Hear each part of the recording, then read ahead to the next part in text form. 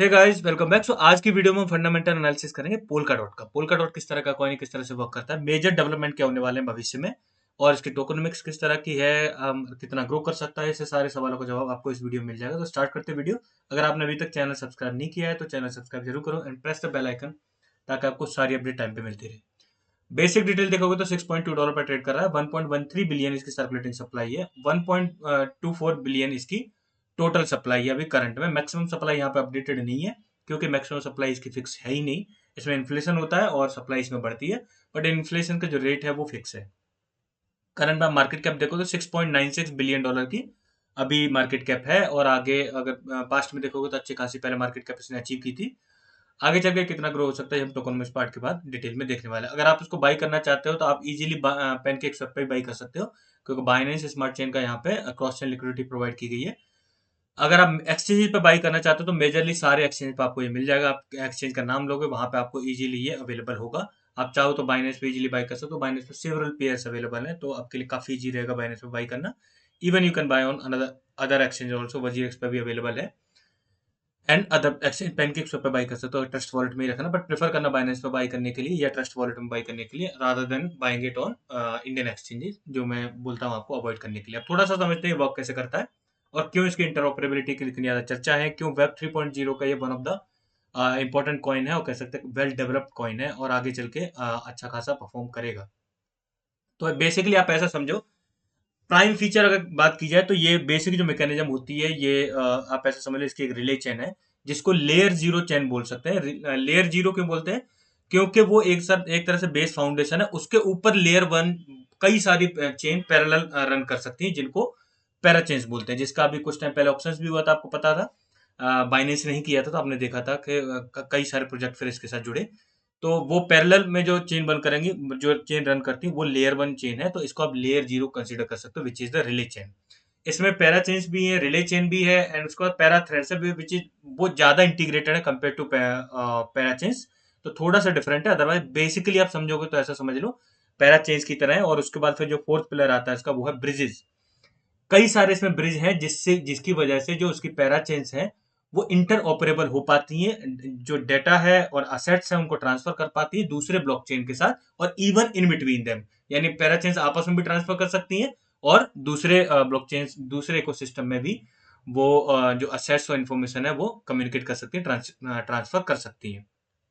चार इसके basic pillar हो गए। अगर अनदर इसका मतलब इंपॉर्टेंट फीचर की बात करोगे तो आप ऐसा समझ लो, फॉर्कलेस अपग्रेड हो सकती है इसमें। यानी इसको अगर गवर्नेंस से कुछ भी डिसाइड होता है तो इजीली अपने आप को अपग्रेड कर लेगा। ऐसा नहीं उसका हार्ड फॉर्क होने वाला होगा, या फिर कुछ डेट डिसाइड करनी पड़ेगी इस इवेंट पे जाके हार्ड फॉर्क होगा। वो इजीली अपने आप को अपग्रेड कर सकता है।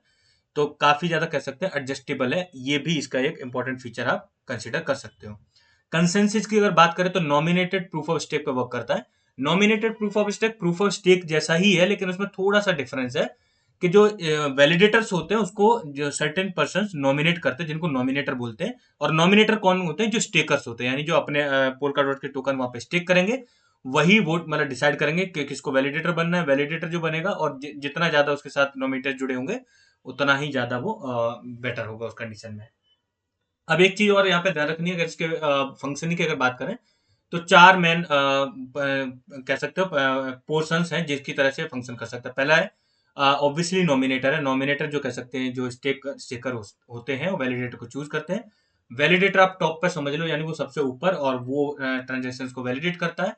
और उसके बाद एक और जो पर्सन आता है, दैट इज कोलेटर। कोलेटर के उनका काम क्या होता है?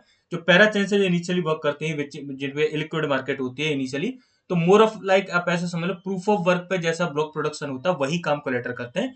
बट वो अनसाइंड ब्लॉक्स जनरेट करते हैं और उसको साइन फिर बाद में करते हैं जो पोल्का डॉट के ही जो वैलिडेटर है वो। लेटर ऑन उनकी जो फंक्शनैलिटी है वो काफी ज्यादा फिर डिस्टिंग्विश हो जाती है कंपेयर टू द इनिशियली जब स्टेज में रहती है।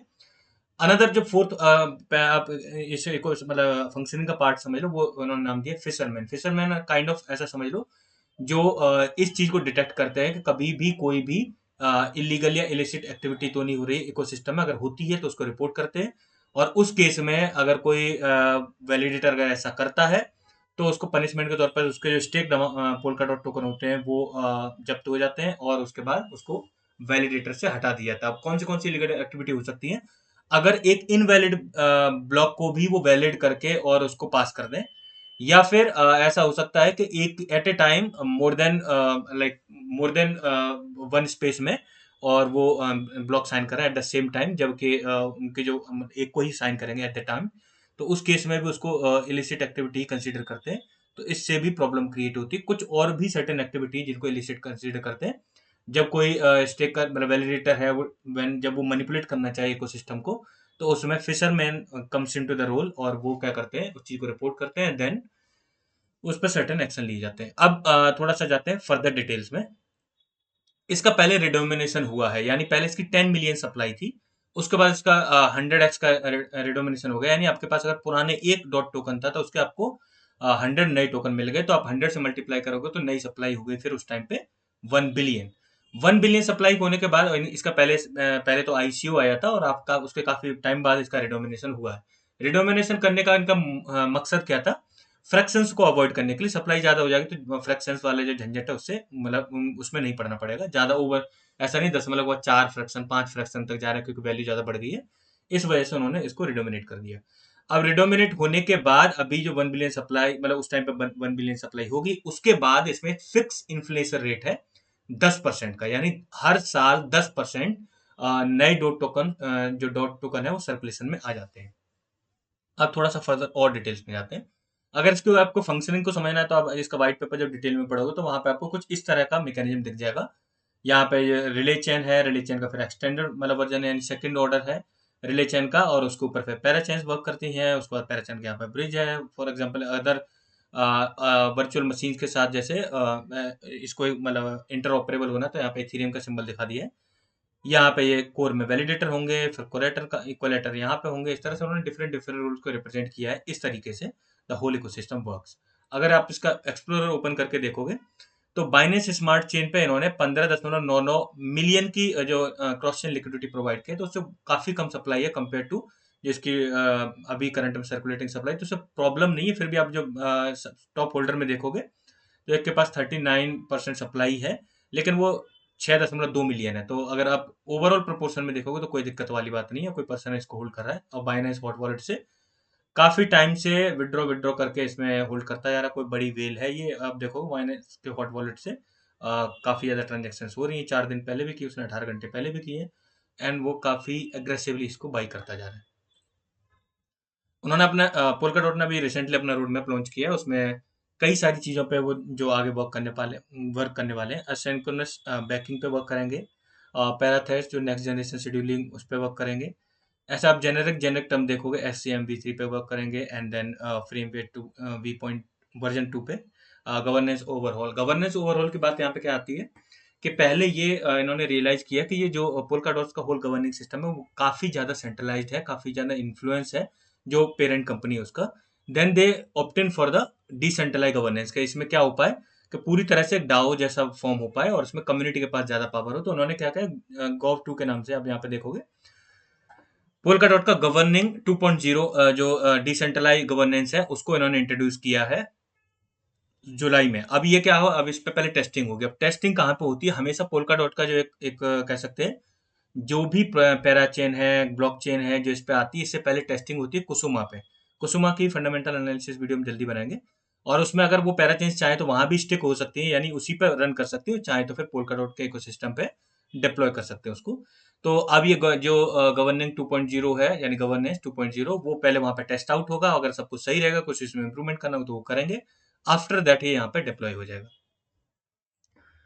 अगर इसका बेसिक डिटेल और एक्सप्लोर पर जाके देखो तो वहाँ पे आपको कुछ बेसिक डिटेल मिल जाएंगे, कितने ट्रांसफर हो रहे हैं, कितने वैलिडेटर। अभी करंट में देखो तो 297 वैलिडेटर्स हैं, काफ़ी ज़्यादा है। इवन काफ़ी कम ब्लॉक चेन है इस पर इतने ज़्यादा वैलिडेटर्स हैं। नोड ऑपरेटर तो काफ़ी होते हैं लेकिन वैलिडेटर कम ही रहते हैं, लेकिन इस पर काफ़ी ज़्यादा। नॉमिनेटर 37,730 है। एंड उसके बाद टोटल इश्यूएंस अभी इतना है, यानी टोटल सर्कुलेटिंग सप्लाई यहाँ पे भी आप जाके वेरीफाई कर सकते हो। अगर in case coin market cap और कॉइन गेको पे कभी अपडेट ना करें तो आप यहाँ पे जाके वेरीफाई कर सकते हो। कितने अकाउंट बन चुके हैं? अभी तक 1.3 मिलियन इस पे अकाउंट बन चुके हैं। अगर आप रेगुलर बेसिस पे इसको ट्रेस करोगे तो you can see the difference कि कितना ज़्यादा इस पे मतलब नए अकाउंट बन रहे हैं, तो उसको भी आप ट्रेस कर सकते हो। This is the website. और आप जहाँ अब वैसे मैं आपको लगभग सारी चीज़ के बारे में बता चुका हूँ, लेकिन अगर आप फिर भी वेबसाइट पे जाकर देखोगे तो यहाँ पे आप बेसिक डिटेल वो ही फिर से देख सकते हो। ट्रूली इंटर मतलब ट्रू इंटरऑपरेबिलिटी है, economic transaction scalability, easy blockchain innovation, user driven governance, ये इंप्लीमेंट होगा। Security for everyone and high energy efficiency. Proof of stake based है तो ज़्यादा एनर्जी वाली तो प्रॉब्लम है नहीं है इसमें। और बाकी इंटरऑपरेबिलिटी वेब 3.0 का मतलब कह सकते हैं डिसेंट्रलाइजेशन एंड इंटरऑपरेबिलिटी की फीचर्स रहने वाले हैं और इसमें काफ़ी ज़्यादा लेवल पे है। अब थोड़ा सा आते हैं इसके इकोसिस्टम में। अगर इकोसिस्टम में देखो, अभी करंट में इसमें 185 प्रोजेक्ट हैं। अब इससे जुड़ी बड़ी इंटरेस्टिंग वीडियो शाम को आएगी, मैं आपको जब आएगी वीडियो तब देखना, आपको पता चल जाएगा कि इसके बारे में। अब थोड़ा सा आता है इसके प्राइस प्रोडिक्शन वाले पार्ट पे, कितना जा सकता है और कितना ग्रो कर सकता है। और फिर एक और रीजन यहाँ पे आपको पता चलेगा कि why I haven't included it in the top 15 coin जो मैंने रिकमेंड किए उसमें। मार्केट कैप की अगर बात करोगे तो ये पहले लगभग 55 बिलियन मार्केट कैप अचीव कर चुका है। और प्राइस में काफी अच्छे खासे लेवल पर $50 से ऊपर तक जा चुका है, और अभी काफी कम है कंपेयर टू द पीक। अगर 6.9 बिलियन के अभी करंट में इसमें मार्केट कैप है। कौन से वेरिएबल इसमें रखे गए जब इसका प्राइस प्रिडिक्शन वाला पार्ट समझने के लिए, तो मैं आपको बता रहा हूँ। पहले तो इसके काफी ज्यादा कॉम्पिटिटर्स भी, सिर्फ वेब 3.0 में या इंटरऑपरेबिलिटी में पोल्का डॉट अभी कह सकते हैं काफी ज्यादा ग्रो कर चुका है। लेकिन कई सारे ऐसे प्रोजेक्ट हैं जो इसको टफ कंपटीशन देते हैं। इसका अगर सबसे टफेस्ट कॉम्पिटिटर आप मानोगे तो आप कॉस्मोस यानी एटम जो कॉइन है उसको कंसीडर कर सकते हो। उसके ऊपर भी फंडामेंटल एनालिसिस वीडियो जल्दी अवेलेबल हो जाएगी। I try to do it like tomorrow by tomorrow itself.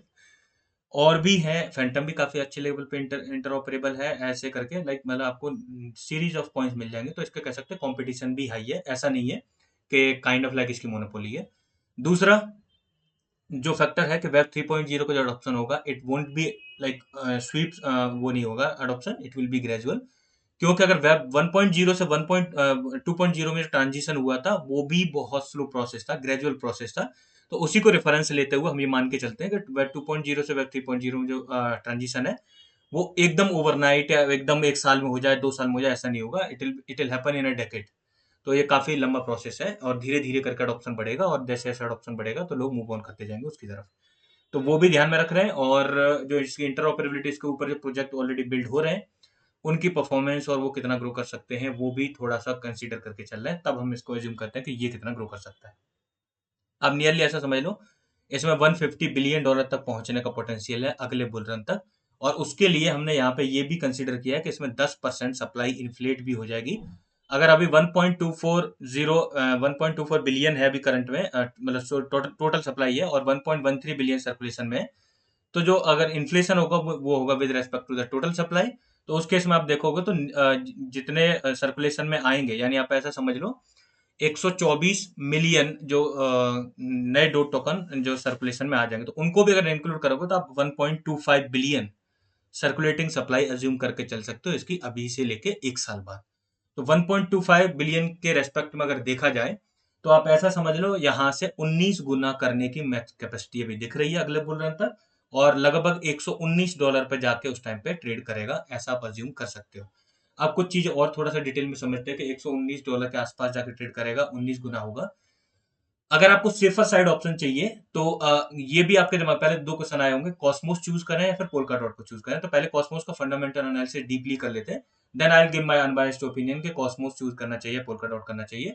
एक कंडीशन और रहती है इसमें, 150 बिलियन जो ग्रो का पोटेंशियल लिया है ग्रो होने का, वो इस वजह से टॉप 10 में आने के बाद कॉइन में एक काइंड ऑफ लाइक सैचुरेशन दिखता है। और ये इस मिसकंसेप्शन के बहुत बड़ी पॉपुलेशन जो शिकार है, वो जो ये चीज अज्यूम नहीं कर पाती है। कई बार होता है, आपने कितने सारे प्रोजेक्ट में उदाहरण दे सकता हूँ जब वो बहुत अच्छी तरह ग्रो करते हैं, लेकिन जब टॉप 10 या टॉप 20 वाले सिनेरियो में आ जाते हैं फिर उनकी ग्रोथ काफी ज्यादा सैचुरेटेड हो जाती है। वहां से उन्हें डबल करने में भी बहुत ज्यादा अमाउंट ऑफ मार्केट कैप चाहिए। अब ऐसा समझ लो, अगर ये टॉप अभी यहाँ पे है 6.96 बिलियन की मार्केट कैप है। अब इस प्रोजेक्ट को अगर यहाँ से डबल होना है तो 6.96 बिलियन की इसको मार्केट कैप और चाहिए, तब जाके डबल हो पाएगा। तो यहाँ बिलियंस ऑफ बिलियन डॉलर का खेल होता है, तब जाके यहाँ पे ग्रोथ देखने को मिलती है। और जब ये और भी अच्छी रैंक पे चला जाएगा, फॉर एग्जांपल अगर आडा सोलाना की बात करोगे, वहां से उनको डबल होने के लिए कपल ऑफ 100 बिलियन के आप ऐसे समझ लो मार्केट कैप चाहिए। अगर मतलब पीक कंडीशन में देखोगे अभी तो उनकी कम है, लेकिन जैसे इथेरियम को अगर डबल करना हो तो उसको मतलब डबल होना हो तो उसको कपल ऑफ 100 बिलियन की मार्केट कैप चाहिए। और वो काइंड ऑफ लाइक एक सैचुरेशन आ जाते हैं जितना कॉइन टॉप ग्रोन कंडीशन में आ जाते हैं। तो ये चीज भी इसमें ध्यान में रखी गई है। अब हम कॉस्मोस का फंडामेंटल एनालिसिस करेंगे, then I let you know which one is best. And that's all for today. I hope you like the video. Video अच्छी वीडियो को लाइक जरूर करें and make sure subscribe the channel. Thank you guys.